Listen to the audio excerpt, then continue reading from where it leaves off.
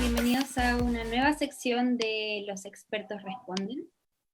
Por el Facebook de la Universidad de Chile, este espacio se enmarca en la campaña de salud mental Conversemos, levantada de manera conjunta entre la Universidad de Chile, la FECH y el Colegio Médico, a partir de la que se busca abrir nuevos espacios de diálogo en torno a nuestra salud mental y bienestar, porque nuestra salud mental importa.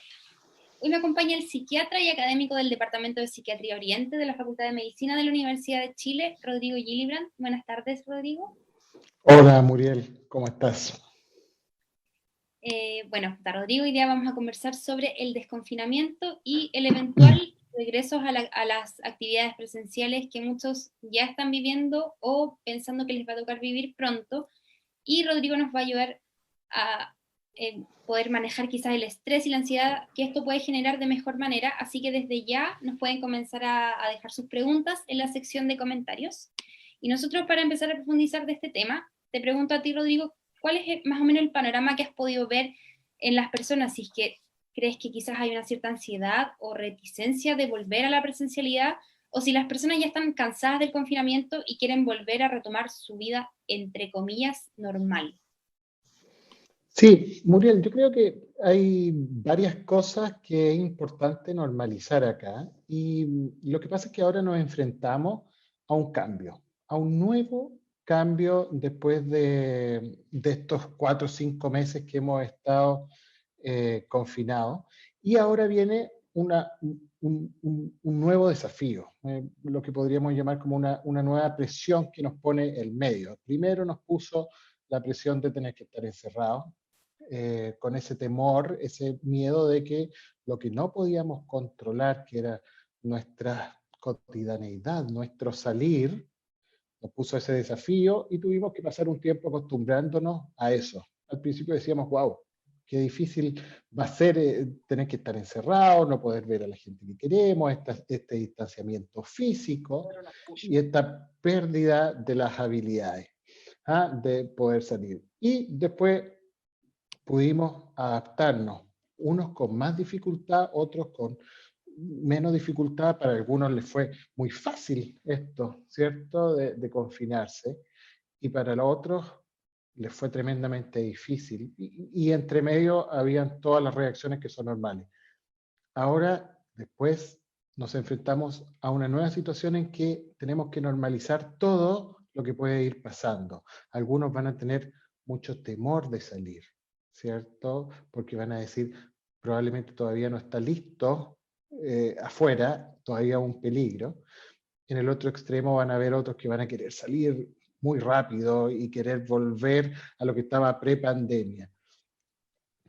Dos extremos y al medio una serie de otras cosas y otra serie de otras personas que van a ser un poco más cautelosos, otros que van a ser más lanzados, en general unos que van a ser más aversivos a este cambio y otros que se van a acomodar más rápido a esto. Y entre medio toda la importante espectro que va a haber entre uno y otro ámbito. Lo importante es ver que esto es completamente normal. Y esto va a tomar algún periodo de adaptación, efectivamente, ¿cierto? Entonces, hay que validar y respetar todas esas posturas y también ver que cada uno va a tener un proceso,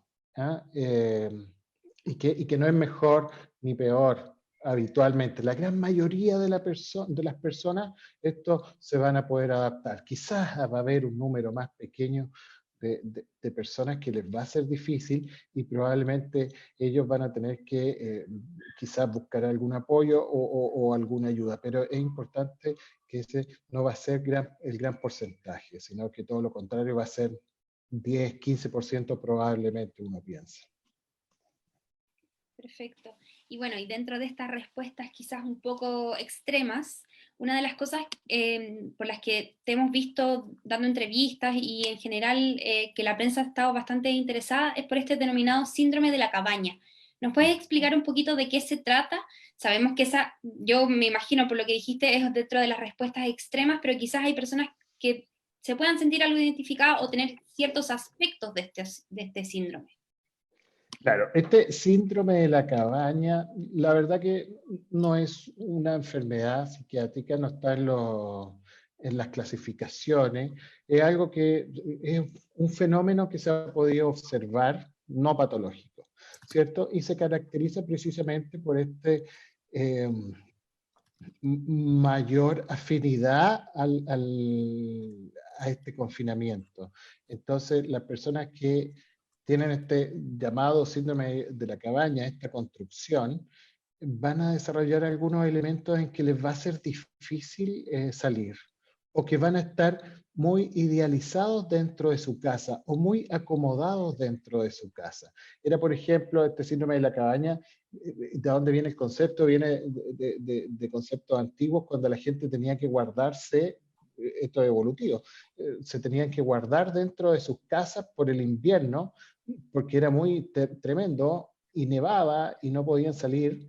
Entonces se aperaban de comida, de mantas, y se guardaban en familia, y estaban ese tiempo ahí dentro de su casa, su cabaña, y después cuando se acababa el invierno y tenían que salir, les era difícil salir, porque estaban acostumbrados.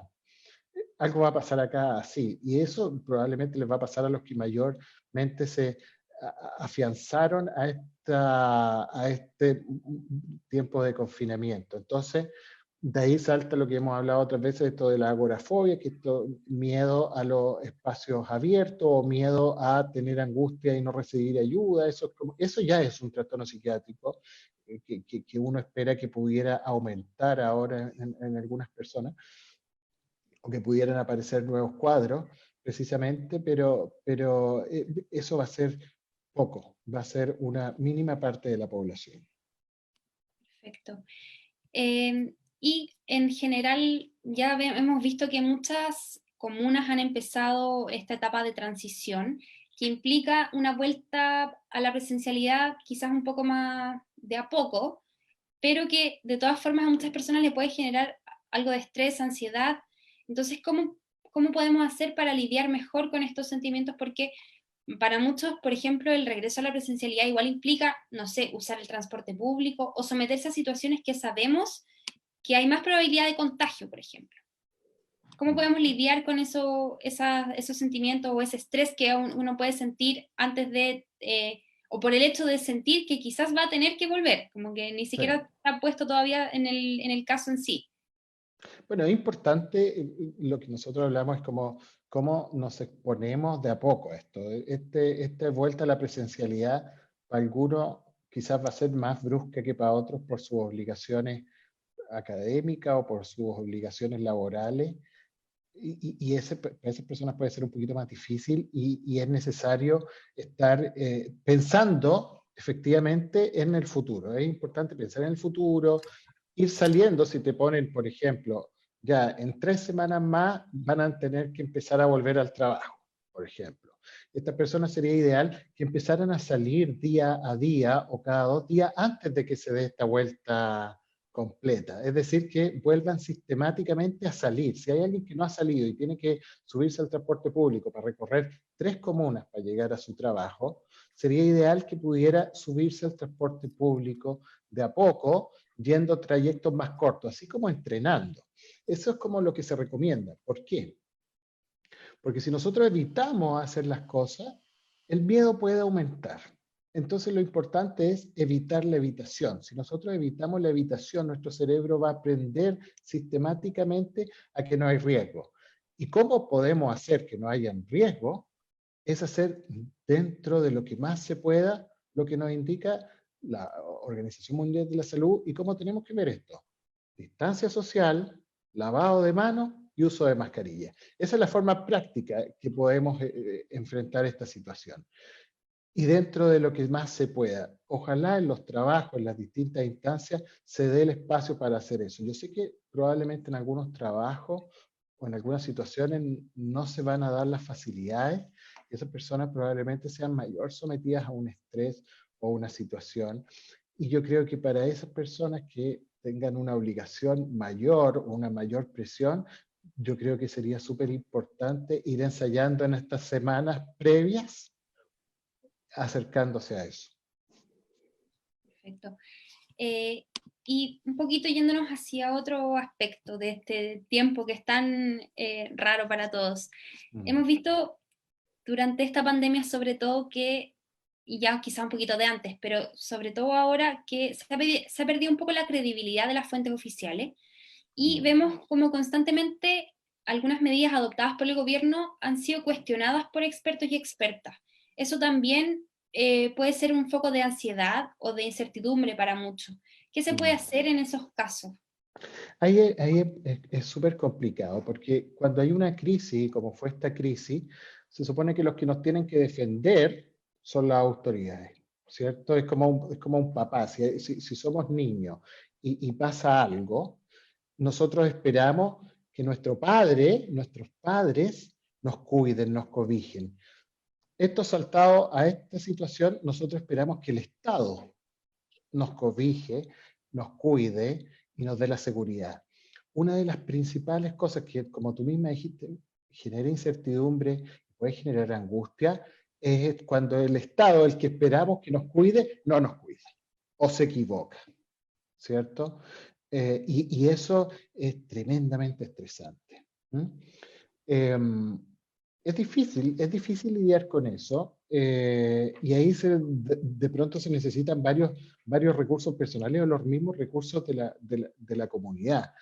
Eh, Cuando nos dicen tenemos que confiar en nuestra autoridad sanitaria y nuestra autoridad sanitaria hace una vuelta abrupta, como fue, y que fue muy difícil, con probablemente una forma más o menos brutal de la vuelta, que sabemos que significó un gran aumento de casos, es como para desconfiar, ¿no? En qué va a pasar ahora. Ahora lo que se ha visto es que a propósito de que han ido bajando los casos, eh, y que estamos en un piso sanitario que podríamos decir que nos da una mayor seguridad, tenemos sería bueno ver si podemos dar una nueva oportunidad a esto y ver cómo podemos ir enfrentando esto, porque también es importante mencionar que nosotros, como sociedad, de alguna forma estamos traumatizados con lo que pasó, ¿no? Una sociedad global que está traumatizada, un mundo, esto fue una pandemia. Acá en Chile tenemos muchos números, o sea, muchos números muy malos también, que nos hacen decir, wow, esto no, ¿por qué no fue más mal que a otros? Y ahí uno atribuye a situaciones del manejo de la contingencia desde el Estado, y también otros dicen a la idiosincrasia, qué sé yo. Eh, entonces son varios factores para avanzar en las situaciones o en las sociedades que han sido traumatizadas, porque volver a la vida o a la nueva normalidad va a ser parte de cómo elaboramos el trauma también, cómo enfrentamos la situación traumática. Y de esto van a salir muchas cosas, o sea, esto que tú dijiste que ha significado una detención para todos también nos va a hacer pensar y elaborar en qué esperamos de un Estado, ¿cierto? ¿Qué esperamos de nuestras autoridades? Y eso también va a decirnos, bueno, ¿cómo vamos a decidir para el futuro? ¿Quiénes van a ser nuestras autoridades? ¿Cómo nos vamos a ir manifestando? Nosotros desde el estallido social de esto, Chile se acabó, Chile cambió, ¿cierto? Pero yo digo, Chile se acabó, o sea, Chile ya no es como antes. Y ahora después de volver el paso a paso a la normalidad, también vamos a estarnos moviendo. Aquí esto no se ha detenido, esto no para. Entonces, como sociedad, vamos a ir desarrollando nuevas cosas que están en movimiento. Y esta es una parte más de los cambios que estamos viviendo para ver en qué Chile quedamos, en qué sociedad quedamos. Y yo tengo certeza de que va a ser una sociedad mejor, tengo esa esperanza y es bueno tenerla, digamos, ¿cierto? Pero esto está en movimiento, y efectivamente vamos a cuestionarnos los liderazgos, vamos a cuestionarnos el Estado y la función que tiene, y eso lo estamos viendo a propósito de la Constitución y muchas cosas. Eso en términos de la sociedad global. Claro, sí, sin duda va a dar espacio para cambios y para nuevas quizás concepciones de muchos aspectos. Y un poquito volviendo al tema de la incertidumbre y del miedo que le puede generar a muchas personas esta situación. ¿Cuándo es importante entonces? Porque tú dices esto de quizás ir uno de a poquito, quizás yendo como a tramos más cortos, pero una persona tiene que decir, esto ya no es normal, esto ya realmente me siento, tengo miedo de salir de mi casa, tengo miedo de enfrentarme a lo que hay afuera? ¿Cuándo consultar en estos casos? En 3 situaciones.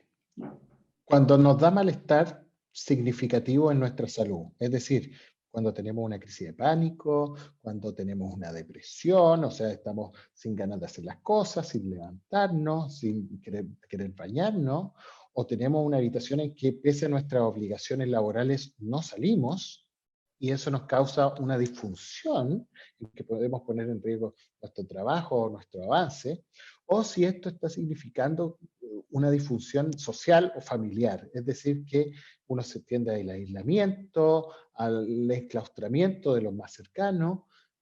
En esos casos hay que consultar. Eso puede ser que pudiéramos estar en presencia de una patología y ahí un psicólogo, un psiquiatra o un médico pueden evaluar esa sintomatología para ver si hay que tomar algunas medidas que pudieran ser un poquito más avanzadas o, o prescribir un tratamiento. Pero esas son las 3 condiciones que uno tendría que consultar. Perfecto. Y en el caso de el tema del trabajo, sobre todo, hay muchas personas que en este tiempo se han visto bastante exigidas, sobre todo con el tema del teletrabajo, que muchas veces al comienzo, sobre todo, quizás nuestras casas no estaban tan acondicionadas para hacerlo. Puede que haya quizás como un cierto efecto retardado, o sea que quizás, por ejemplo, una persona que estuvo lidiando como un poco apenas durante el teletrabajo, pero vuelva a lo presencial y ahí quizás le venga una crisis más grande o se sienta realmente superado. ¿Se da eso como de efecto retardado un poco en las personas?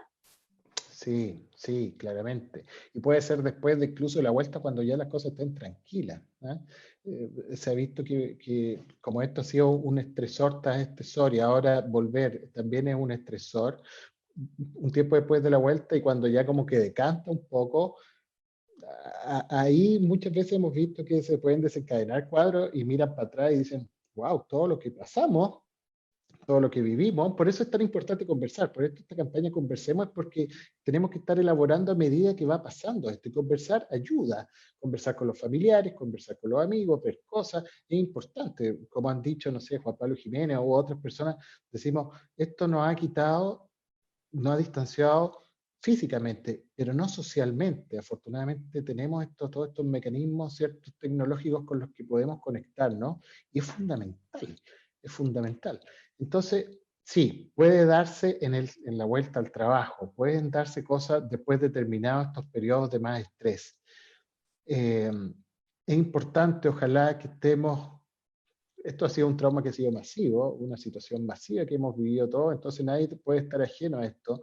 Lamentablemente hay algunos trabajos en que no se dan las facilidades o el comprender o la validación de que esta cuestión ha sido difícil para todos y son muy exigentes. Qué lástima que hayan trabajos de esa forma, ¿no? Pero los hay. Entonces, en esos momentos probablemente algunos trabajos, ojalá empresas más grandes, tuvieran, no sé, psicólogos laborales que estuvieran preparados para, para acompañar a las personas que les están siendo más difícil. Y no estigmatizando a estas personas, sino que diciendo, esto puede ser normal y tenemos que acompañar a estas personas porque no es fácil. Ojalá pudiera haber hecho, ojalá se pudiera exigir eso desde el trabajador. ¿Ah? No siempre se puede, no siempre es fácil y no siempre todos los lados lo tienen. Pero puede ser un estresor y ahí puede aparecer sintomatología, claramente. O sea, tú lo dices bien, Gabriel, puede aparecer eso. Y en el caso de los niños, las niñas, los adolescentes, que claro, muchos tuvieron que aprender a cuidarse un poco de este virus. Se utilizaron durante este tiempo diferentes herramientas para que ellos pudieran entender cuáles eran las cosas que eran quizás más peligrosas, como también convencerlos de que esto no, como que de un día para otro cambió y ahora como que se puede salir y uno se puede exponer un poquito más. ¿Cómo lidiar también con eso que puede generar en ellos también una ansiedad, me imagino? Sí, claro, y los niños lo manifiestan de otra forma, lo manifiestan con alteraciones en el sueño, con alteraciones en el apetito. Entonces, y los niños entienden mucho, lo que es el coronavirus, y a veces les dijimos quizá a los niños de forma más o menos que ellos podrían reaccionar con un temor, ¿cierto? O sea, mi hija me dicen, hablan mucho del coronavirus y mencionan y recuerdan el lavado de manos y recuerdan el no salgamos por esto, y a mucha gente le pasa eso. También hay que acompañar a los niños en ese camino, escuchándolo y hacerlo sistemáticamente, de a poco. O sea, vamos a salir a caminar a la vuelta, ve que no hay nada así, claro, no tenemos que acercarnos, tenemos que lavarnos las manos, tenemos que echarnos alcohol, tenemos que usar mascarilla, y eso sí, pero podemos salir, esto no es riesgoso. Cuando nuestro cerebro o el de los niños entiende que las cosas no son peligrosas, ahí va teniendo un aprendizaje y se puede exponer. Pero eso hay que hacerlo de poco. Y ahí son fundamentales los padres, los cuidadores de esos niños, para modelarle un poco y mostrarle esa consistencia, digamos. O sea, salgamos y no estamos aterrados y salgamos todos juntos y vamos haciéndolo en la medida de lo posible. Pero hay que hacerlo paso a paso en las casas también, ¿cierto? No. Ir a meterse al mall de un viaje, wow, que puede ser traumático para cualquiera. Incluso para los que están viendo en la tele, que los otros se van al mall, es traumático. O sea, nosotros decimos, wow, ¿qué está pasando? Que tenemos un espectro que se junta no sé cuánta gente en un mall chino, y eso es difícil, ¿cierto? Entonces, también la comunicación o cómo los medios de comunicación van mostrando eso es clave, porque también tienen que dar seguridad a los medios de comunicación, y a veces no la dan, ¿cierto? Habitualmente veíamos las noticias o en las cifras tremendas o en los asaltos que están pasando. Y de eso eran los noticiarios. Entonces, afortunadamente los niños no ven tanto eso, porque lo encuentran aburrido, pero también han sido expuestos de alguna forma indirectamente a estos temores que tenemos que irles modelando para que puedan andar mejor. Perfecto. Vamos a ir con algunas preguntas que nos han llegado al Facebook. Elisa pregunta, ¿cómo lidiar con la angustia o ansiedad que puede causarnos el alejarnos de nuestra familia cuando termine el confinamiento? De a poco también. O sea, es muy probable que nosotros pasemos por un periodo adaptativo en que echemos de menos estar dentro de la casa, ver todos los días a los hijos, ver todos los días o en cada momento a la gente ahí pasando por afuera de la puerta. Va a ser un proceso en que tenemos que hacerlo de a poco. Finalmente, eso es como lo principal, ¿cierto? Esto de cómo ir haciéndolo de forma sistemática. Y si tenemos espacio en estas 3 semanas antes de volver, también distanciarse un poco de esa familia, o sea, cómo salir solo, cómo salir, no sé, en pareja, cómo salir con uno de los hijos solamente, o solo con un hijo y quedándose. Yo creo que si tenemos tiempo de ensayar, es mi mejor recomendación para lidiar. Claro, o sea, de a poquito, esa es como la Poquito. clave. Exacto. Ya. Mira, Paulina pregunta, muchas personas cuentan que han vivido estos momentos como una situación traumática. ¿Nuestro sistema de salud está preparado para abordar este tema tan delicado? La salud mental me imagino que se refiere. Sí, yo creo que es importante formar a los profesionales, a las personas en esto. Mucha gente, como te digo, no todos lo van a vivir como un evento traumático, pero sí es un evento que queda en nuestra memoria individual y colectiva y que nos da elementos de evitación. Eso podríamos decir que es como uno va enfrentando el trauma. Efectivamente, en los sistemas de salud no hay mucha gente formada en trauma. Es importante que se vaya formando, pero mucha gente va a poder. Yo creo que los especialistas en salud mental están esperando esto, están esperando este momento, y yo creo que hay preparación y que siempre se puede preparar más. Pero yo creo que psiquiatras, psicólogos, lo que se ha hablado de esta segunda ola, nosotros hemos visto de cómo van aumentando los casos de salud mental.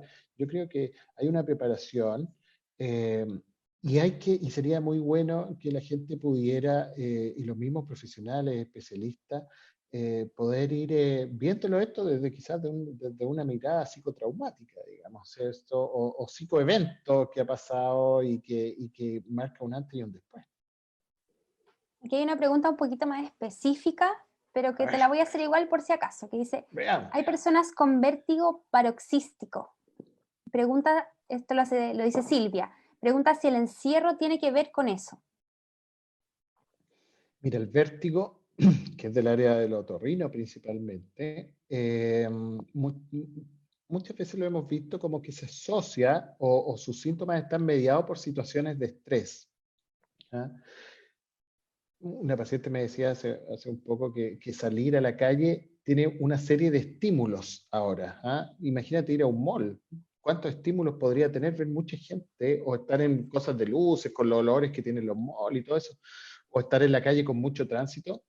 Efectivamente eso va a ser un estresor para nuestros sentidos y personas que puedan ser vulnerables a los vértigos paroxísticos, que habitualmente son benignos, o, o personas que tengan este tipo de patología podrían eventualmente tener un aumento de los síntomas, no, yo creo que al desconfinamiento, ¿cierto? Al volver a la serie de estresores o a la serie de nuevos estímulos que van a ir apareciendo. Situaciones de estrés pueden desencadenar estos cuadros, pero estos cuadros tienen que ser mirados desde un punto de vista orgánico también, y no solamente pensar que tienen que ver con el estrés, sino que hay una serie de exámenes que hacen los otorrinos, los octavopáricos, o sea, así que se deben realizar para descartar que haya cualquier causa orgánica. Perfecto. También Ingrid nos pregunta por algunas técnicas para conciliar el sueño y relajarse antes de ir a la cama. Yo creo que el mindfulness es una de las técnicas o de las formas de afrontamiento sencillas que son más útiles. Hay videos en YouTube o videos no sé, aplicaciones que usualmente se pueden hacer para aprender a manejar eso, con la respiración, con el estar presente, con el fijarse en una cosa a la vez para dejar ir las preocupaciones, que las preocupaciones son las que nos quitan el sueño finalmente. Entonces, ¿cómo desprendernos de esas preocupaciones o sacarlas un poco? Desconectarse de las redes sociales cercano de la noche, desconectarse de las pantallas, son otras cosas que nos ayudan mucho. Llevar una vida más rutinaria de levantarse, no dormir siesta, esas son las cosas que hay que aplicar para no comer muy tarde, son cosas prácticas súper importantes para tener una buena higiene del sueño. Y también Manuel nos pregunta, él dice, mucho se habla de la ansiedad, pero ¿cómo podemos ayudar a alguien que caiga en algo más extremo como una crisis de pánico? ¿Qué podemos hacer y en qué nos debemos fijar en un caso así? Ya, la crisis de pánico necesita habitualmente un tratamiento más especializado, que si son a repetición, sobre todo se usan psicofármacos y también psicoterapia. ¿Ah? Si es que alguien presenta una crisis de pánico, yo creo que lo importante es que esa persona sepa que uno está cerca en caso de que necesite cualquier ayuda. Ayudar a focalizarlo. Yo siempre, cuando ayudo a focalizar en puntos, por ejemplo. Una de las cosas de las crisis de pánico es que lo hacen tener miedo al miedo. Entonces, empiezo a respirar más rápido, me asusto. Cuando me asusto, me empieza más taquicardia, pienso en la taquicardia y me empiezan a temblar las manos, y ahí se van formando un miedo, un pánico, y empezamos en un círculo que llega y se puede cristalizar. Entonces, lo que yo recomiendo es focalizarse, por ejemplo, en un punto. Por ejemplo, si empezamos a tener miedo, tenemos que focalizarnos en algo que esté cerca de nosotros, por ejemplo, un interruptor de la luz, empezar a tocarlo, mirarlo. Cuando nos vengan los miedos, volver a nuestro interruptor, ver las puntas, ver la textura, sentirlo, ver la temperatura. Eso yo recomiendo en casos de crisis de pánico, ¿ah? En casos de ese momento. Nosotros tendemos a respirar muy profundo, como respira profundo, y hay que hacer lo contrario, hay que respirar como más suave, hay que tratar de ver si podemos controlar la respiración mientras estamos haciendo eso. Esos son mecanismos para poder controlar la crisis de pánico in situ que está pasando, y después hay que consultar. Perfecto. Otra pregunta que nos hacen es, ¿cómo podemos manejar la ansiedad de miembros de la familia que no salen del desconfinamiento, pero que sí se estresan porque alguien del grupo familiar sí tiene que salir a trabajar de manera presencial? Ya, eso debe pasar muchísimo, ¿cierto? Yo creo que una de las principales cosas, lo primero que hay que hacer con alguien es validar que se sienta asustado. Es válido, no hay que criticar eso, porque eso no ayuda en absolutamente nada. ¿Ah? Em, es interesante la pregunta porque hay que ver en cada caso. Sin embargo, primero, si validamos, nosotros podemos ayudar a esta misma persona a ir conversando en que es necesario, que se tiene que hacer, ir ayudándola a esta exposición sistemática de a poco, digamos, como ha sido como el eslogan de esta conversación, ¿cierto? De a poquito. Entonces, ahí es importante que esta persona note que entienda que el otro tiene que salir, que si vuelve se toman las medidas, ¿cierto? De a poco ir acompañándolo quizás en el proceso también el de salir, esa persona, de irse exponiendo, de ir saliendo, de poder hacer ciertas cosas, eh, y de decirle, si es que evitamos siempre, va a aumentar el miedo. O sea, si nosotros evitamos, va a aumentar el miedo, eso es clave. ¿No? Por eso evitar la evitación. Y eso se hace de a poco. Perfecto. Otra pregunta que me soplan es que nos des detalles del nuevo diplomado que va a sacar el Departamento de Psiquiatría Oriente. Si me puedes contar un poquito de eso.